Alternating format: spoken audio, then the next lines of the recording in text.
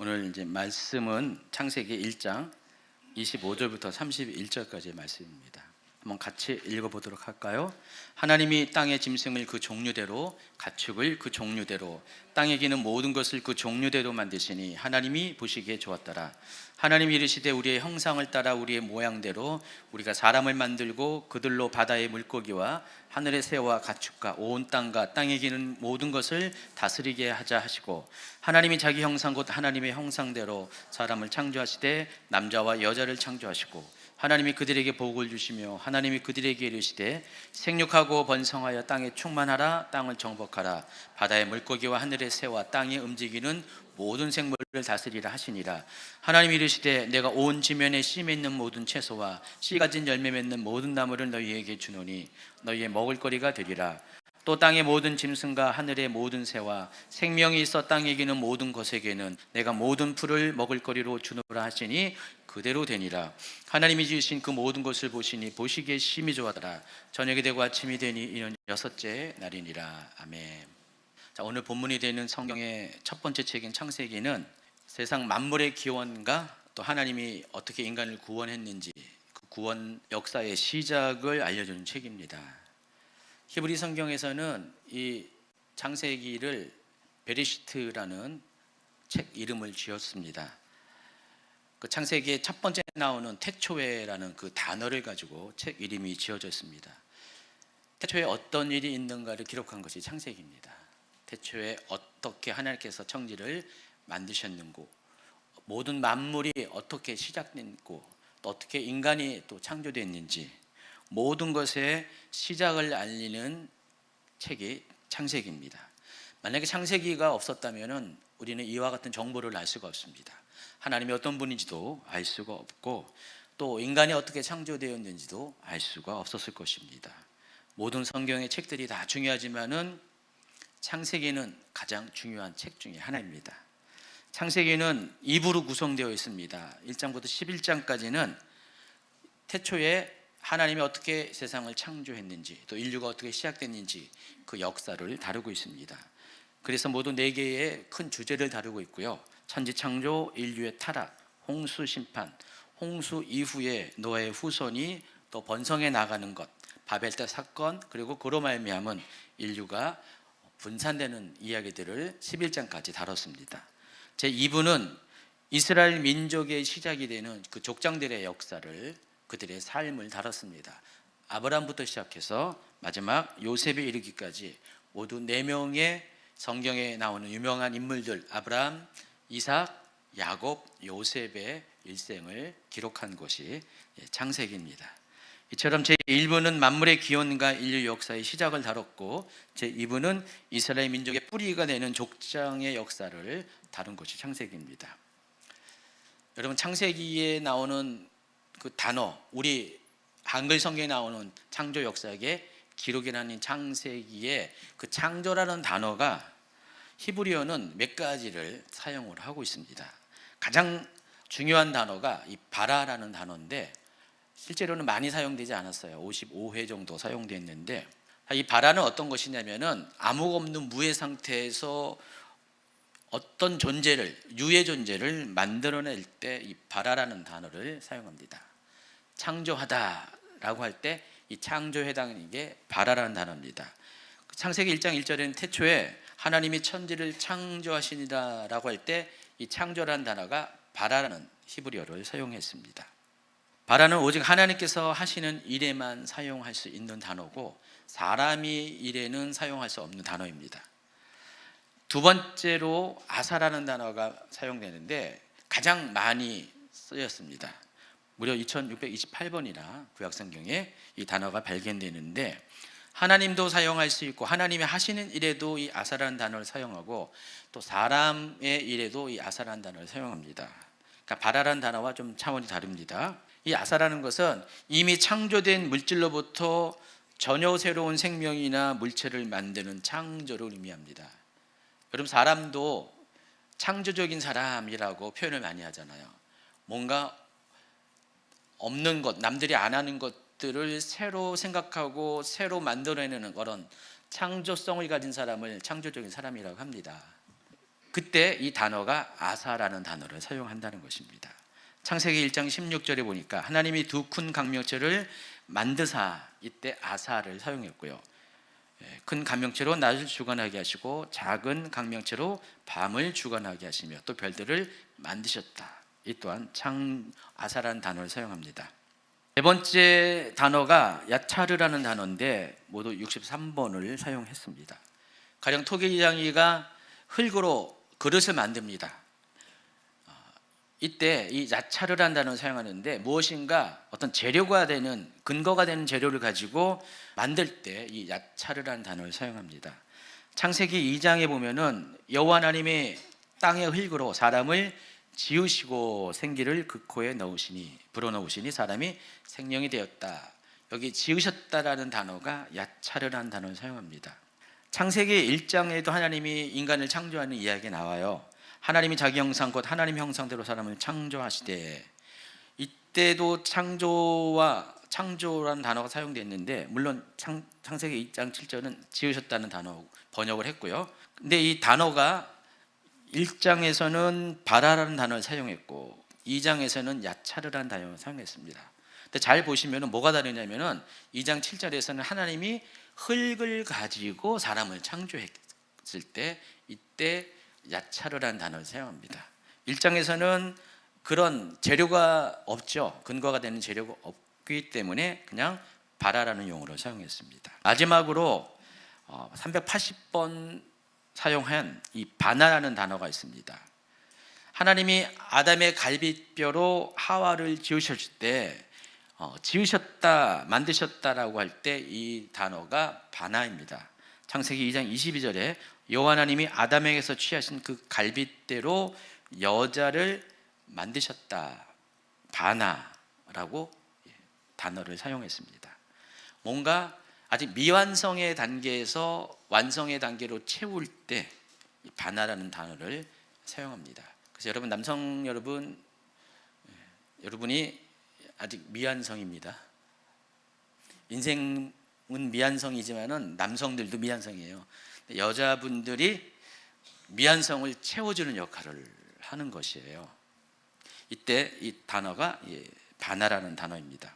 그래서 이 창조와 관련된 히브리어 이 원어들, 네 가지 원어들을 통해서 창조는 어떤 의미를 갖고 있는가를 정리하면 두 가지로 정리할 수 있습니다. 하나님은 영원전부터 스스로 존재하시면서 아무것도 존재하지 않는 무의 상태에서 유를 창조하시는 것, 바라 하는 것이 바로 창조이고요. 또 토기장이가 그 뜻대로 흙을 가지고 그릇을 만드듯이 하나님께서 이미 창조된 물질을 재료로 해서 또 말씀을 가지고 또 새로운 것을 창조할 때 이때도 창조라는 개념을 사용합니다. 이때 쓰는 단어가 아사, 야차르, 바나라는 세 가지 단어를 사용합니다.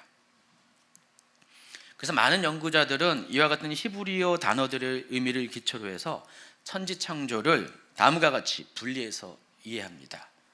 천지창조는 두 번의 과정, 단계를 거쳐서 천지창조가 이루어졌다라고 합니다. 첫 번째가 이 원창조고, 이 원창조라는 것은 절대적인 무에서 유의 존재를 만들어낸 것, 바라라는 단어를 사용할 때 이때 이것을 원창조라고 합니다. 창세기 1장 1절부터 2절까지의 내용이 원창조에 관한 이야기를 다룬 것이다라고 말하고요. 두 번째가 이 바라창조, 원창조를 기반으로 전에 없었던 새로운 것을 만드는 작업, 이것을 아사 창조라고 하고, 이 창조가 3절부터 마지막 절까지 나오는 6일 창조의 내용이라는 것입니다. 이처럼 창조는요, 하나님의 일이시고 또 하나님의 하시는 일이지만은 우리가 단순하게 하나님이 태초에 천지를 창조하시나라고 우리가 그거는 믿음으로 받아들이지만은 그 구체적인 상황들을 살펴보면은 이와 같은 과정들이 존재했다는 사실을 알 수가 있습니다. 그래서 창세기 1장 3절부터는 이 본격적인 하나님의 창조의 이야기들이 소개가 되고요. 하나님께서는 원창조를 통해서, 그러니까 1장 1절부터 2절까지 원창조라고 그랬죠. 그 창조한 것을 가지고 이제부터는 사람이 살아갈 수 있는 최적의 환경을 만들기 위한 작업을 하십니다. 창조 작업을 하시는데, 2단계의 창조 작업을 하시는데 이걸 가리켜서 6일 창조라고 부릅니다. 그래서 6일 창조는 또 2단계로 나눌 수가 있습니다. 첫째 날부터 셋째 날인데, 자, 그림같이 보시면 첫째 날은 빛을 창조하셨고, 둘째 날은 궁창을 창조하셨고, 셋째 날은 땅과 바다를 창조하셨습니다. 그리고 셋째 날 후반부에 식물을 창조했습니다. 자, 넷째 날부터 여섯째 날은 볼까요? 넷째 날은 해와 달과 별을 창조하셨고, 다섯째 날은 물고기와 새를 창조하셨고, 여섯째 날은 땅에 있는 육축과 짐승, 그리고 마지막으로 인간을 창조했습니다. 6일 창조는 이렇게 잘 보시면은 두 파트로 나눠집니다. 첫 번째 파트는 어떤 창조입니까? 그 3일 동안은 어떤 일을 하나님 하셨어요? 원창조 때 창세기 1장 1절부터 2절까지 하나님이 하늘과 땅을 창조하실 때, 그때 만들어 놓은 모든 것들을 분리를 통해서 새로운 개념을 창조하셨어요. 처음에 하나님이 땅과 하늘들을 만들 때 그 상태가 어땠습니까? 땅이 혼돈스럽고요, 공허하고 흑암이 깊음 위에 있다고 그랬습니다. 그러니까 정리가 안 된, 질서가 부여되지 않은 마치 원석과 같은 그런 모양이었습니다. 이때 하나님께서 6일 창조를 통해서 첫 3일 동안은 이것들에게 질서를 부여를 합니다. 제일 먼저 어떤 질서가 있었습니까? 하나님께서 빛을 창조하셨습니다. 원창조에는 없었던 이 빛을 창조하셨어요. 하나님 이르시되, 창세기 1장 3절입니다. 빛이 있으라 하시니 빛이 있었습니다. 자, 빛을 창조하시면서 어떤 일이 생겼냐면은 4절에 보니까 빛이 하나님이 보시기에 좋았더라. 하나님이 빛과 어둠을 나누셨다 그랬습니다. 그러니까 빛과 어둠이 분리가 이때 일어났습니다. 그러니까 빛과 어둠이 이때 분리가 된 거예요. 그러니까 질서가 잡히게 된다는 것입니다. 이것으로 끝나는 것이 아닙니다. 하나님이 빛을 낮이라 부르시고 어둠을 밤이라 부르시고 또 저녁이 되고 아침이 되니 첫째 날이라고 했습니다. 그러니까 낮과 밤이 분리되면서 시간 개념이 생겨나기 시작했습니다. 여러분, 시간은 언제부터 있었습니까? 태초에 하나님이 천지를 창조할 때부터 시간은 창조된 거예요. 근데 이 시간이 낮과 밤으로 분리된 게 1장 4절 5절, 그때 낮과 밤으로 분리가 됐습니다. 그러니까 시간에 대한 분리 개념이 이때부터 생겨나기 시작했다는 것입니다. 둘째 때도 마찬가지입니다. 하나님께서 궁창을 창조하시고 궁창을 중심으로 위의 물과 아래의 물로 분리하셨습니다. 하나님이 이르시되 물 가운데 궁창이 있어 물과 물로 나뉘라. 지금은 우리가 궁창 아래에 물만 있죠. 근데 노아의 홍수 이전에는요, 궁창 위에 물도 있었습니다. 아주 오래전 이야기지만은 우리가 지금 그래서 이 개념을 잘 이해를 못할 수가 있어요. 근데 원래 하나님이 창조한 원래의 세상은 궁창을 중심으로 위의 물과 아랫물이 존재했습니다. 그래서 궁창을 통해서 하나님이 물과 물을 나누셨다. 분리가 일어났습니다. 셋째 날에도 이 창조와 분리 작업은 계속됩니다. 이번에는 땅에 속한 육지와 바다가 분리가 됩니다. 전에는 땅과 바다가 하나였어요. 분리가 안 됐어요. 근데 이것을 셋째 날에 하나님께서 육지와 바다를 분리를 시켰다는 것입니다. 창세기 1장 9절 10절, 하나님이 이르시되 천하의 물이 한 곳으로 모이고 묻이 드러나라 하시니 그대로 되니라. 하나님이 묻을 땅이라 부르시고 모인 물을 바다라 부르셨다 그랬습니다. 창세기 2장에 묘사된 이 원창조시의 모습을 보면은 이 땅과 하늘들은 처음부터 구분되어서 창조됐어요. 땅과 하늘을 창조했다고 했잖아요. 하나님이 태초에 천지를 창조하시니라 땅과 하늘을 창조했습니다. 이 하늘을 말하는 것은 우주 공간을 말하는 것입니다. 하나님이 이 지구와 우주 공간을 만드셨다는 것입니다. 여러분, 일반 과학에서는요, 태양이 만들어지고 태양을 도는 공전하는 위성들인 태양계에 있는 행성들이 나중에 생성된 것처럼 이렇게 이야기하죠. 과학적인 관점에서 그런데 성경적인 관점에서는 중심이 달라요. 지구가 먼저 생겨났습니다. 그리고 나서 태양이 생긴 거고 달이 생기고 다른 천체들이 생긴 것입니다. 그래서 태양보다 지구의 나이가 더 오래된 거예요. 어떤 분들은 지구의 나이가 46억 년 이렇게 이야기하는데 사실 6억 년인지는 잘 몰라요. 태고의 그 나이는 시간 개념은 우리 아직은 알 수는 없지만은 태양보다는 지구가 먼저 생겨났다는 사실을 아시기 바랍니다. 어쨌든 하나님이 처음 원창조 때는 태초에 천지를 하늘과 땅을 만드셨을 때는 처음부터 땅과 하늘이 그러니까 이 지구와 이 우주 공간이 구분돼서 창조되었다는 것입니다. 그렇지만 땅의 상태는 어땠을까요? 육지와 물이 구분되지 않은 상태였어요. 땅이 혼돈하고 공허하며 땅이 구분이 안 됐어요. 근데 그 상태에서는 생명체가 살아갈 수가 없습니다. 그렇기 때문에 하나님께서는 6일 창조 이 작업을 통해서 생명체가 살아갈 수 있도록 셋째 날에는 육지와 바다를 구분하는 작업을 하신 것입니다.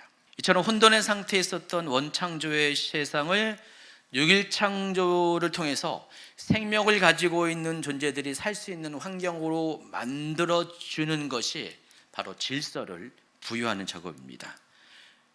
그래서 여러분 원창조 때는요, 창세기 1장 1, 2절은 창조는 되었어도 그때는 혼돈의 시간이었어요. 카오스의 세계였습니다. 자, 그런데 6일 창조를 거친 다음에 어떻게 됐습니까? 질서가 잡힌 거예요. 창조는 그와 같은 과정을 통해서 진행이 됐습니다. 이 작업을 하신 다음에 하나님께서는 제일 먼저 식물을 창조하셨습니다. 하나님이 이르시되 땅은 풀과 씨 맺는 채소와 각기 종류대로 씨 가진 열매 맺는 나무를 내라 하시니 그대로 되었다 그랬습니다. 하나님이 식물을 창조하신 이유가 있습니다. 지구를 푸르게 하기 위해서 식물을 창조했습니까? 아닙니다. 1장 29절 이하를 보면은 식물을 창조하신 이유가 명확하게 나와 있습니다. 하나님이 이르시되 내가 온 지면에 씨 맺는 모든 채소와 씨 가진 열매 맺는 모든 나무를 너희에게 주노니 너희의 먹거리로 주신 것입니다. 여러분의 먹거리예요. 또 땅의 모든 짐승과 하늘의 모든 새와 생명이 있어 땅에 기는 모든 곳에게는 내가 모든 풀을 먹을거리로 주노라 그랬습니다. 그래서 여러분 초기에는요, 창조한 이후의 초기에는 홍수 이전까지는 먹거리는 다 식물이었습니다. 고기 안 먹었어요, 여러분. 여러분은 뭐 채식주의자도 혹시 있을지 모르지만은 채식주의자로 약간의 영양 결핍은 있어도 살아갈 수는 있어요. 근데 이 동물들은 어떻게 할까요? 사자나 맹수 같은 것들은 풀을 안 먹잖아요. 풀 먹는 거 봤어요? 안 먹어요. 근데 그 동물들은 어떻게 살아갈까요? 근데 홍수 이전에는 풀 먹고 살았어요. 이게 가능할까요? 창조과학을 연구하신 분들을 보면은 홍수 이전과 홍수 이후의 지구 환경은 급격한 변화가 있었습니다. 아까 말씀드린 궁창 위의 물이 다 쏟아져 내리면서 지구 환경이 굉장히 약해졌어요. 살아가기에 적합하지 않은 환경으로 바뀌었습니다. 하나님 원래 세상을 창조하실 때는 가장 완벽한 상태로 창조했고요. 홍수 이전에는요, 추위도 없었어요. 더위도 없었어요. 지구 자체가 아주 일정한 온도로 가장 최적의 온도, 가령 인간이 가장 살기 좋은 온도가 있을 거 아니에요. 물론 사람마다 다르고 또 갱년기 겪는 분도 다르겠지만은 보통 사람이 가장 살기 좋은 게 한 20도, 25도 정도? 그러면 가장 쾌적하게 살 수 있지 않을까요? 아마 그때 기온이 그랬을 것 같습니다. 그러니까 1년 내내 온도가 변하며 아주 가장 좋은 날씨, 식물도 잘 자라면서 사람이 숨쉬고 살아가기 가장 좋은 날씨, 폭풍도 없었고요, 가뭄도 없었고 추위도 없었고 가장 좋은 날씨였습니다. 근데 홍수 때에 그 궁창의 물이 다 쏟아져 나오면서 지구 환경에 변화가 생겨서 여러분 창세기 보면은 홍수 이후에 추위와 더위가 왔다라는 그 표현들이 있습니다. 어쨌든 홍수 이전에는 동물들조차도 먹거리가 다 식물이었어요. 그런데 홍수 이후에 지구 환경이 확 바뀌면서 식물 갖고서는 못 살아요. 이제 식물이 이전처럼 그와 같은 영양소, 모든 영양소를 줄 수가 없습니다. 여러분 슈퍼푸드라고 아시죠? 몇 가지가 있어요.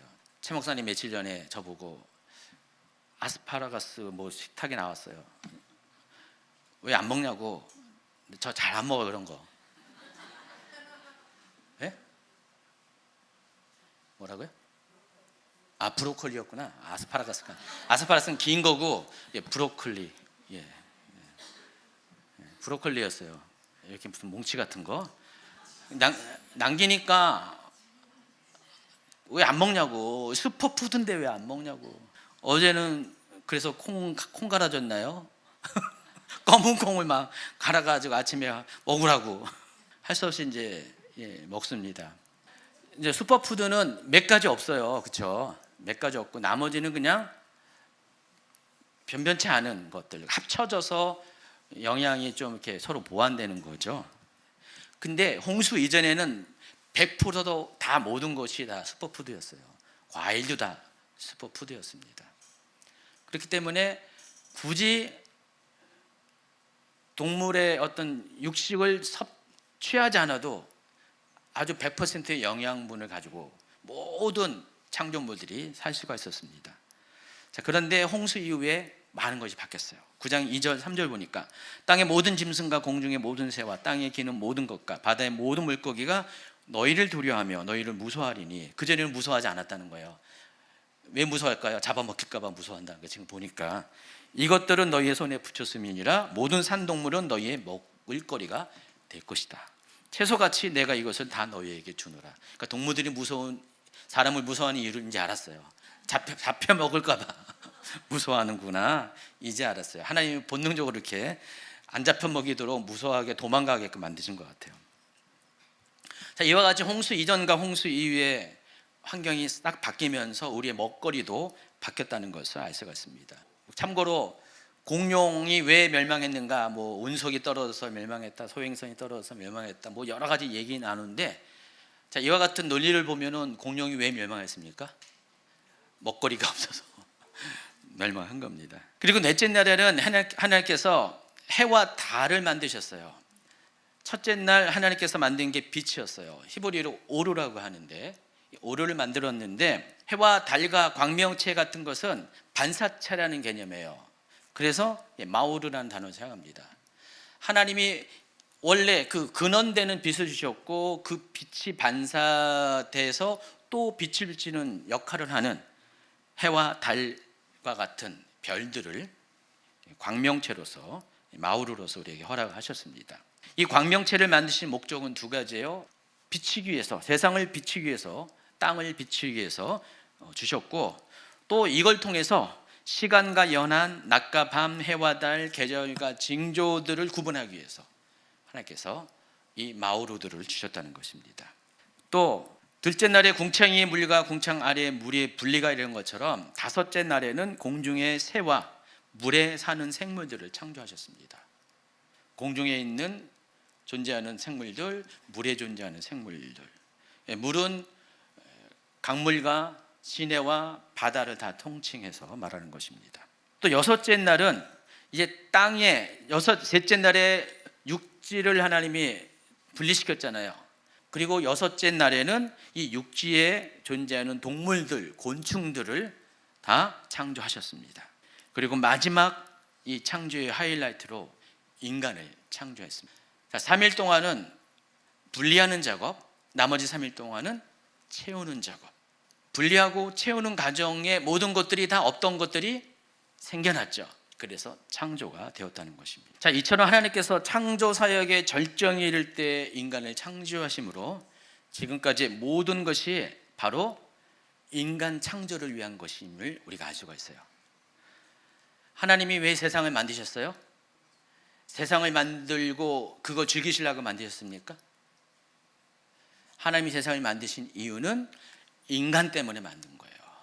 여러분 때문에 만든 것입니다. 천지 창조의 궁극적인 목적은 인간 창조였어요.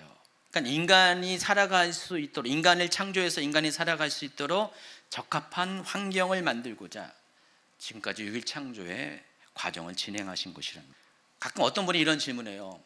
하나님이 우리 인간을 만물보다 사랑한다면은 그 창조의 순서에 있어서 6일이라는 창조의 순서에 있어서 제일 먼저 인간을 만들어야 정상 아닙니까? 이런 질문을 하는 분이 계세요. 근데 뭘 많이 모르고 이 질문을 합니다. 하나님께서 사람을 처음으로 만들지 않은 이유가 사람이 덜 중요해서가 아니라 사람이 제일 중요했기 때문에 제일 늦게 만드셨습니다. 가장 단순한 예를 제가 소개하겠습니다. 만약에 만물보다 사람을 먼저 창조하였다면 과연 어떤 일이 일어났을까? 그래서 여러분에게 흥미로운 영상을 하나 소개를 하는데 다 틀어줄 건 아니고요. 유튜브 보면은 아주 재미있는, 아주 기발한 아이디어를 가지고 영상을 만드는 분이 있어요. 어느 날 갑자기 그게 딱 영상이 떠가지고 궁금해가지고 제가 이분 유튜브 채널을 들어가 봤어요. 채널명이 지식코리아인데 지식코리아가 아니라 지식코리아, 콜이에요. 콜, 영어 CALL, 지식을 부른다. 한번 이렇게 검색을 해보면요, 재미난 주제들이 많이 나왔어요. 여기 벌써 나왔나요? 이래요. 타이탄에 인간이 떨어지면 어떨까? 타이탄은 뭐예요? 토성의 위성이거든요. 지구의 달과 같이 토성에 타이탄이라는 위성이 있습니다. 어떤 일이 발생할까? 타이탄에 사람이 물에서 빠져 죽으면 어떤 일이 있을까? 어떤 과정을 통해서 어떻게 느끼면서 빠져 죽을까? 사람이 블랙홀에 떨어지면 어떨까? 재밌어요. 한번 보세요. 더 재밌는 거는요, 대왕고래에 사람이 먹히면 어떤 일이 생길까? 이거 보면서 누구 생각나요? 요나 생각나잖아요. 그래서 여러 가지 영상이 있는데 그 중에서 한 가지를 제가 소개해 드리겠습니다. 인간이 목성에 떨어진다면 어떤 일이 생길까? 이 질문을 통해서 목성의 상태를 소개를 하는 겁니다. 목성이 어떤 천체인지를 소개하는데, 자, 목성을 보면은요 저렇게 생겼어요. 되게 크고 계속 보면은 다른 천체들과 이렇게 비교해 보면은 이 목성이 지구의 한 80배 정도 된다고 합니다. 태양을 뺀 나머지 태양계에 있는 행성들을 다 합쳐봤자 목성의 30% 정도밖에 안 돼요. 그러니까 목성이 상당히 큰 행성입니다. 그럼 목성은 내부는 어떻게 생겼을까 궁금하십니까? 그러면 한번 영상을 보세요. 그래서 그 영상을 보면은 사람이 목성에 간다면 부재 목성에 떨어져 보기 이렇게 나와 있어요. 자, 목성에 가려면 어떻게 됩니까? 뭐 타고 가야 됩니까? 자전거 타고 갑니까? 우주선을 타고 가야 되죠. 근데 아직 사람을 태운 우주선이 목성에 간 적은 없습니다. 목성에 무인 우주선은 지나갔어요. 제가 아까 보이저 1호, 2호 이제 9시 예배 때 얘기했는데 그냥 갑자기 나와서 이제 보이저 아는 거 보이저 얘기했는데 다시 살펴봤더니 이미 1970년대 보이저가 그 목성을 지나갔고 지금 보이저 1, 2호는 그 태양계를 다 벗어났대요. 끝자락에 와 있대요. 엄청 먼 곳에 가 있어요. 그래서 사람은 한 번도 간 적이 없어요. 사람은 지금 화성에도 못 갔고요. 기껏해야 달에 그냥 희소성 있게 갔습니다. 근데 여러분이 이제 만약에 우주선을 타고 목성에 갔어요. 도착했어요. 그리고 우주복을 입고 목성에 아마 진입을 합니다. 어떤 일이 생길까? 첫 번째로 우리 부닥치는 상황이 이 목성에는요 방사능 농도가 지난번에 후쿠시마 원전 사고 났을 때에 1만 배 수준의 방사선이 있대요. 그러니까 여러분은 우주복을 입고도 거기 도착하자마자 1분을 못 버티고 죽습니다. 방사능 때문에. 그게 목성이에요. 그래서 이 채널 만든 분이 특수 제작한 아이언맨의 슈트를 입혀가지고 타자 이 채널에 보면은 다 아이언맨 슈트 얘기가 많이 나옵니다.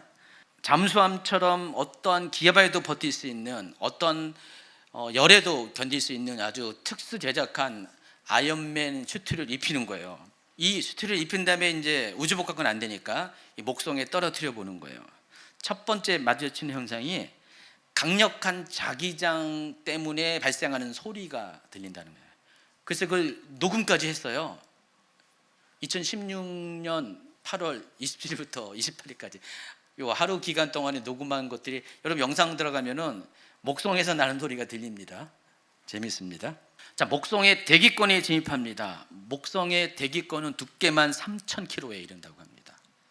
지구의 대기권이 한 500km 정도 되나요? 그 정도 될 겁니다. 중력은 지구의 2.5배. 그래서 여러분 목성에서 가면은요 몸이 2.5배 느려져요. 중력이 2.5배 세니까. 첫 번째 대기권에 진입하잖아요. 온 대기가 수소, 헬륨, 암모니아, 메탄가스. 우리도 대기권에 메탄가스가 있어요. 식물들이 내는 메탄가스가 있고 사람이 내는 메탄가스도 있어요. 여기도 있어요. 뭔 말인지 모르는지 못 알아듣나 본데. 자주간 이 목성에 가면은 온통 이와 같은 사람에게 안 좋은 그런 가스들이 쭉 대기권을 장악하고 있습니다. 또 온도가 몇 도인지 아십니까? 목성의 온도가 마이너스 150도. 토성 이런 데 넘어가면은 400도 뭐 이렇게 마이너스 이렇게 됩니다. 그리고 구름층도 여기 구름층이 존재하는데 수증기가 아니라 암모니아로 만든 구름층입니다. 150km 정도 두께의 암모니아 구름층이 존재합니다. 그리고 초속 180m 이상의 제트 기류가 계속 돈다고 합니다. 초속 50m만 돼도 집이 붕괴되는데 그거에 거의 4배 가까운 3.5배 정도의 제트 기류가 계속 대기권을 돕니다. 만약에 여러분이 아이언맨 슈트를 갖고 입고 거기 가도요, 이 대기권의 제트 기류 때문에 어떻게 해요? 막 날려다니는 거예요, 여러분이. 날려다녀가지고 흔들리면서 막 회전하면서 바람개비처럼 여러분 돌아다닐 겁니다. 목성은 또 대기권이 또 있어요. 두 번째 대기권으로 진입하면은요, 여기 또 토네이도를 만난대요. 회오리 바람 있죠. 지구에서 관측된 곳의 최고의 그 바람 세기보다 3배가 넘는 초당 400m, 초당 400m의 속도로 움직이는 이 토네이도를 만나게 된다는 것입니다. 그리고요, 조금 더 내려가면요, 지구의 번개보다 500배 이상의 강력한 번개가 내려집니다. 목성에 가면은 번개가 번쩍번쩍 하는데 전압 자체가 지구의 것보다 500배가 더 세다라는 것입니다. 비도 내린대요, 목성에 가면은. 근데 비가 우리가 알고 있는 물이 아니라 황산비 한번 맞아 보시겠어요? 황산비가 내린다는 것입니다. 더 내려가면은 대기압이 존재하는데 다른 대기압이 없는데 여기는 대기압이 있는데 지구 압력의 1000배래요. 여러분 물을 바다 내려갈 때마다 10m마다 100m마다 기압 차이가 나잖아요. 1000배가 되는 그런 대기압이 존재한다는 것입니다. 그러니까 여러분의 몸을 막 누르는 거예요. 누르는 겁니다. 세 번째 대기권에 진입합니다. 요 세 번째 대기권은 좀 그래도 약간 낮대요. 생략하고 마지막 네 번째 이제 지표면에 가까운 대류권에 도달하면은 바다를 만날 수가 있습니다. 목성에도 바다가 있습니다. 근데 이 바다는 우리가 알고 있는 물로 된 H2O로 된 바다가 아니라 수소만으로 된 바다입니다. 수소가 너무나 강력한 압력으로 해서 액체로 변한 바다입니다. 수소바다. 수소바다의 깊이가 지구 바다의 4000배. 완전히 액체 금속으로 된 바다라는 것입니다. 어떤 분들은 여기 보니까 목성 가니까 이런 금속이 수소가 많으니까 그거 다 뽑아와서 자원을 만들어 가지고 뭐 이런 생각하는 분도 아마 2명 계실 것 같은데, 그래서 여러분이 이 목성에 딱 도달하면은요, 용암보다 뜨거운 수소 바다에서 인생을 마치게 된다는 것입니다. 혹시 목성 가고 싶은 분들은 가세요. 그래서 유튜버가 다음과 같은 멘토로 영상을 마칩니다. 목성 여행은 꿈속에나 가기를 추천합니다. 절대로 가면 안 됩니다. 제가 이 목성 이야기를 하는 이유가 뭘까요? 만약에 하나님께서 정말로 6일 창조의 과정 중에 만물보다 사람을 먼저 만들었어요. 어떻게 될까요? 여러분 이런 거 다 경험을 해야 돼요. 굳이 목성을 안 가더라도 여러분이 지구 안에서 이걸 다 경험을 해야 돼요. 사람은 단 1초라도 생존하기가 어려웠을 것입니다. 이 단순한 사실만 보더라도 사람이 왜 6일 창조의 맨 마지막 시간대에 마지막 순서로 창조해야 될 이유가 아주 명확하십니다. 하나님께서는 창조 사역의 절정에 이를 때 인간을 창조하셨습니다. 그리고 인간이 가장 살기 편하게, 가장 안전하게, 가장 안락하게 살 수 있는 최적의 환경을 만들기 위해서 이 6일 동안의 이 창조의 시간들을 보내셨다는 것입니다. 여러분이 사랑하는 사람이 있습니다. 그 사랑하는 사람을 맞이하기 위해서 집에 초청을 합니다. 아니면 뭐 신랑이 신부를 맞이하기 위해서 집에 초청을 합니다. 뭐 거꾸로 될 수가 있습니다. 가장 사랑하는 존재를 여러분의 집 안에 초청을 하기 위해서 어떻게 합니까? 손님이 와도 청소를 하는데 집에 다 청소를 하고요. 꼼꼼히 다 점검하고요. 또 좋아하는 거 여러 가지 편의 되는 것들을 다 세팅을 한 다음에 보고 또 보고 챙기고 또 챙기고 완벽한 상태에서 맞이하잖아요. 하나님이 여러분을 세상에 오게 하실 때 그와 같은 가장 하나님의 사랑을 담아 가장 하나님의 최고의 것을 가지고 세상을 준비한 후에 여러분을 맞이하신 것입니다. 그래서 하나님은 인간을 위해서 가장 마지막으로 세상을 창조했다는 사실을 그냥 단순하게 우리가 이 상황을 통해서 아시기 바랍니다. 조금 더 영적인 이야기로 이제 들어가겠습니다. 인간은 다른 피조물과는 달리 하나님의 형상을 따라 하나님의 모양대로 창조되었습니다. 창세기 1장 26절 전반부 같이 있습니다. 하나님이 이르시되 우리의 형상을 따라 우리의 모양대로 우리가 사람을 만들고 그랬습니다. 여기 보면 하나님이 형상을 따라서 또 우리의 모양대로 사람을 만들자 했습니다. 형상이라고 번역한 히브리어의 첼렘이라는 단어는요, 구약 성경에 17번 정도 사용할 정도로 사용 연도가 굉장히 제한적인 단어입니다. 이 단어는 우리가 알기 쉽게 말하면은 이겁니다. 하나님의 이미지예요. 형상이라는 게 이미지잖아요. 하나님 하면 딱 떠오르는 게 뭐 있잖아요. 그게 이미지라는 거죠. 그게 형상이라는 거죠. 여러분 안에는 그래서요, 하나님의 형상이 들어가 있어요. 그 형상은 하나님의 기질일 수 있고요, 하나님의 성품일 수 있고요, 하나님의 마음일 수가 있습니다. 하나님이 느끼는 것이 또 하나님의 형상입니다. 여러분 자녀를 낳으면은요, 참 재밌는 게 뭘 가르쳐 주지도 않았어요. 너 이거 해라 저거 하라. 근데 키우다 보면은 꼭 하는 짓이 지 애비야, 지 엄마야, 뭐 이런 표현을 할 수밖에 없게, 뭐 안 가르쳐줘도 그 자녀는 부모의 것들을 그대로 따라합니다. 그렇죠?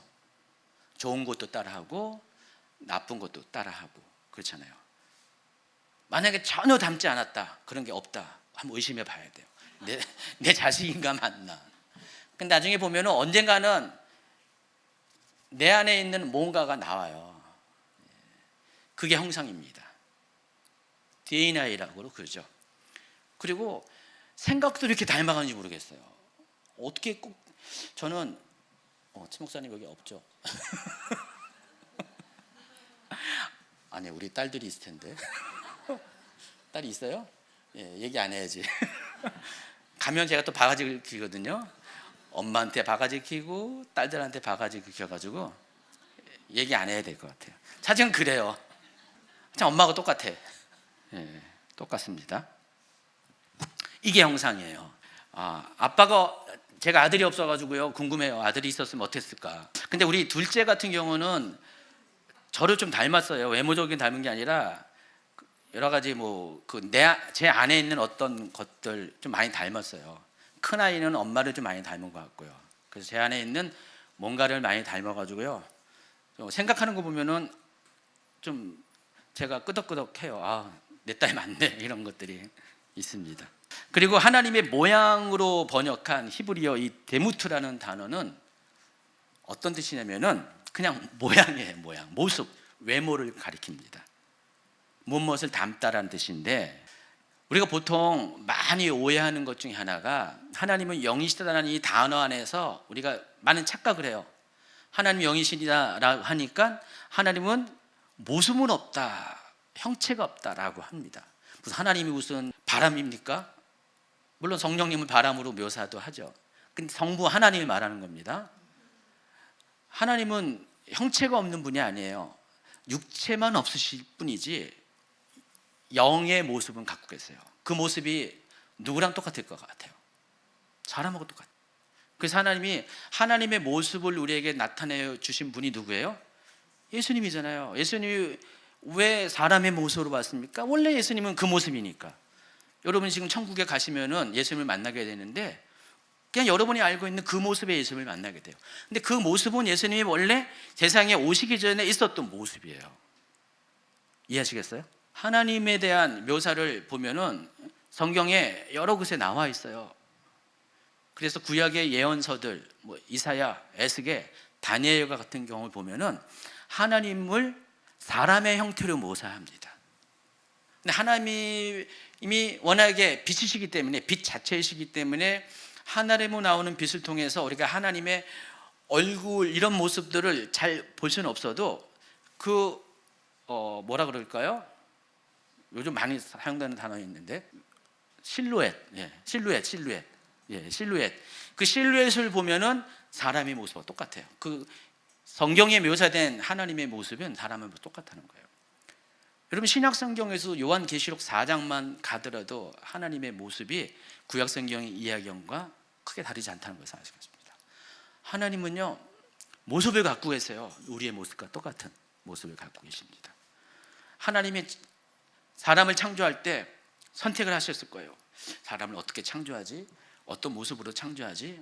근데 고민 안 하셨을 것 같아요. 그냥 하나님 닮은 모습으로 만드셨던 것입니다. 따라서 인간은 하나님의 내면과 외면의 모든 것을 닮은 존재로 창조된 존재입니다. 마치 자녀가 부모의 외적인 모습과 내적인 기질을 담은 것과 같은 이치라는 것입니다. 그래서 우리가 부모 자식 간의 관계를 통해서 하나님과 우리의 관계를 우리가 생각할 수가 있어요. 하나님은 원래부터 하나님과 우리 사이의 관계 안에서 부모 자식 간의 관계를 만든 것이고요, 하나님과 우리 사이의 관계 안에서 신랑과 신부의 관계도 만드신 것입니다. 자, 그런데 하나님께서 인간을 창조하신 목적이 26절 후반부에 나와 있는데 한번 읽어볼까요? 그들로 바다의 물고기와 하늘의 새와 가축과 온 땅과 땅에 기는 모든 것을 다스리게 하자. 하나님이 인간을 만드신 목적이 모든 것을 다스리게 하기 위해서 만드셨다고 했어요. 그래서 이 계획 가운데 인간을 창조하신 다음에 두 가지 명령을 하셨습니다. 28절 하나님이 그들에게 복을 주시며 하나님이 그들에게 이르시되 생육하고 번성하여 땅에 충만하라. 첫 번째, 땅에 충만하라는 것과 두 번째, 땅을 정복하라. 바다의 물고기, 하늘의 새와 땅에 움직이는 모든 생물을 다스리라, 통치하라라는, 번성하라, 통치하라, 이 두 가지의 명령을 했습니다. 이걸 가리켜서 지상 대명령이라고도 우리가 합니다. 하나님이 우리에게 명령하신 거예요. 구약에서는 창세기에서는 이거고 신약에서는 복음을 증거하는 것입니다. 그래서 하나님이 인간을 창조하실 때 아주 명확한 이유와 목적을 가지고 창조했다는 사실을 아시기 바랍니다. 하나님이 창조하신 이 세상을 우리가 누리게 하기 위해서도 만드셨지만은 하나님이 창조하신 이 세상을 다스리게 하기 위해서 우리를 창조하셨다는 것입니다. 그래서 다른 피조물과 달리 오직 인간만이 하나님의 형상과 모양을 닮게 하셨습니다. 또 하나님과 소통할 수 있는 또 영적인 존재로 오직 인간만이 만드셨다는 것입니다. 인간은 하나님의 모습을 담아서 만든 그런 피조물이에요. 창세기 2장 4절부터 6절을 한번 볼까요? 이것이 천지가 창조될 때 하늘과 땅의 내력이니 여호와 하나님이 땅과 하늘을 만드시는 날에 여호와 하나님이 땅에 비를 내리지 아니하셨고 땅을 갈 사람도 없었으므로 들에는 초목이 아직 없었고 밭에는 채소가 나지 아니하였으며 안개만 땅에서 올라와 온 지면을 적셨더라. 인간이 창조되기 이전의 모습이에요. 인간이 창조되기 이전의 모습을 보면은 이 모습은 창세기 1장 1, 2절의 원창조 때의 상황과 크게 다르지 않습니다. 창세기 1장 2절 원창조의 모습이 땅이 혼돈하고 공허하며 흑암이 깊음 위에 있다 그랬습니다. 지금 이 2장 4절부터 6절까지는 창세기 1장 2절의 상황과 굉장히 흡사한 묘사를 하고 있습니다. 자, 인간이 없으면 땅의 상태, 땅의 모습은 어떻게 할까요? 혼돈하고 공허하며 흑암이 있는 그런 상태가 됩니다. 그래서 이 창세기 2장 4절부터 6절까지 내용을 통해서 강조되는 게 뭐냐? 강조점이 인간 부재의 경우가 어떠냐? 그 얘기를 하는 것입니다. 인간이 없다면은 땅은 혼돈하고 공허하고 어둠이 깊은 무리에 있는 그런 상태가 됩니다. 그래서 7절에 바로 여호와 하나님이 땅의 흙으로 사람을 지으시고 그 상황을 하나님께서 이제는 새롭게 바꾸시고자 인간을 창조하셨다는 것입니다. 그럼 여러분 뭘 아셔야 됩니까? 인간이 왜 마지막 날에 창조의 하이라이트로 창조되었습니까? 인간은 역할이 있어요. 맨 처음에는 우리가 인간에게 최적의 환경을 통해서 인간을 누리기 위해서 하나님이 인간을 맨 마지막에 창조하셨겠죠. 두 번째는 인간으로 하여금 번성하고 땅을 다스리는 목적으로 인간을 창조하셨다고 했죠. 조금 더 나아가면 인간을 창조하신 목적은 인간을 통해서 하나님은 세상에 질서를 잡으신 겁니다. 다시 말해서 인간이 없으면 세상은 질서가 깨어지는 카오스 상태로 돌아가게 된다는 것입니다. 바로 이 같은 이유 때문에 하나님께서 인간을 맨 마지막에 창조하셨다는 것입니다. 하나님께서 질서대로 지으신 만물을 질서 있게 돌아갈 수 있도록 그 역할을 감당할 수 있도록 하나님께서 인간에게 그와 같은 마지막 타임에 하나님의 형상을 가지고 하나님의 모든 것을 담아서 인간을 창조했습니다. 그래서 인간은 하나님께서 세우신 질서의 준행자이며 수호자입니다. 그래서 우리가 이걸 알아야 돼요. 처음에 하나님이 여러분을 창조하실 때는요, 여러분에게 모든 것을 다 주셨다는 사실을 아셔야 돼요. 하나님이 어떤 의무를 주실 때는요, 어떤 책임을 주실 때는 그 책임을 다할 수 있는 권위와 능력을 주십니다. 권세를 주십니다. 하나님이 원래 우리 인간에게 창조하신 다음에 주신 것은 하나님부터 오는 모든 것들을 다 주신 것이에요. 세상을 통치할 수 있으려면 어떻게 해요? 권위가 있어야 되잖아요. 능력이 있어야 되잖아요. 하나님의 신성처럼 우리 안에도 하나님부터 오는 어떤 신적인 능력도 필요하고요. 그렇죠?